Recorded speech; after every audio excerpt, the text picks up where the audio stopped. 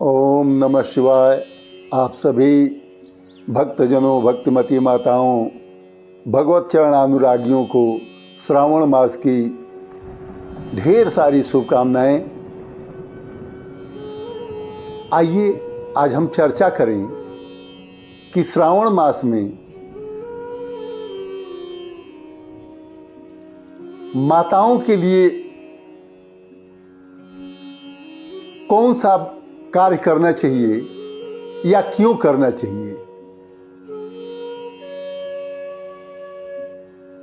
कथा आती है कि जब सती दहन हो चुका था और पुनश्च भगवान शिव को पाने के लिए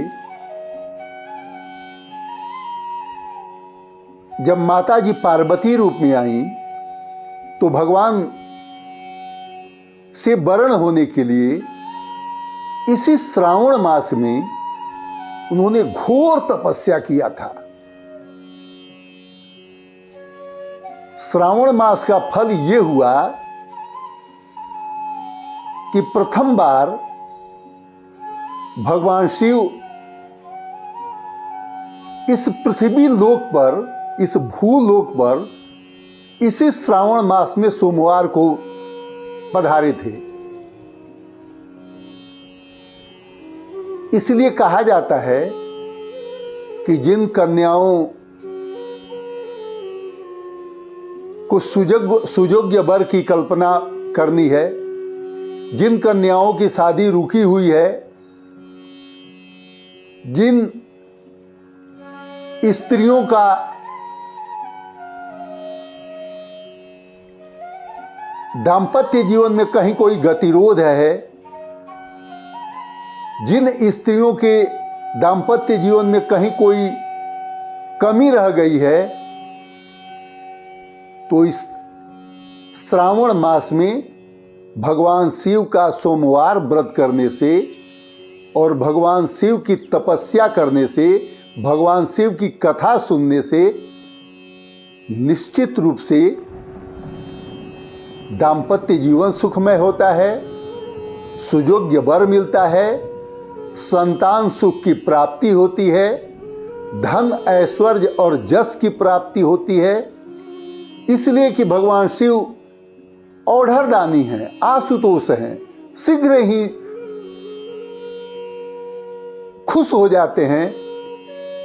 और माँ पार्वती भी इस महीना में अपने भक्तों पर पूर्ण रूप से कृपा करती हैं। विशेष रूप से माताओं पर विशेष रूप से खुश होती हैं।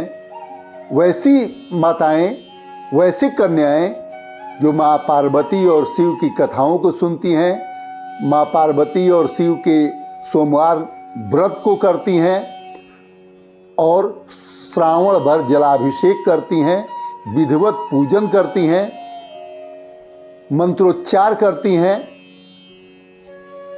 उनका सुयोग्य वर, दाम्पत्य जीवन और सृष्टि के प्रत्येक मनुष्य का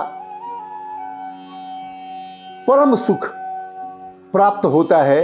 इसलिए श्रावण मास में कन्याओं को विशेष रूप से भगवान शिव की तपस्या, पार्वती माता की तपस्या, पूजा करनी चाहिए और दाम्पत्य जीवन में सुख पाने के लिए सौभाग्यवती स्त्रियों को भी भगवान शिव और पार्वती की अर्चना करनी चाहिए।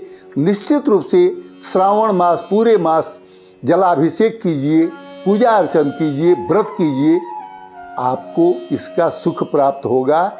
यह निश्चित सत्य है। करके देखिए, विश्वास करिए, निश्चित ही इसका फल प्राप्ति आपको होगा। श्री राधे श्याम।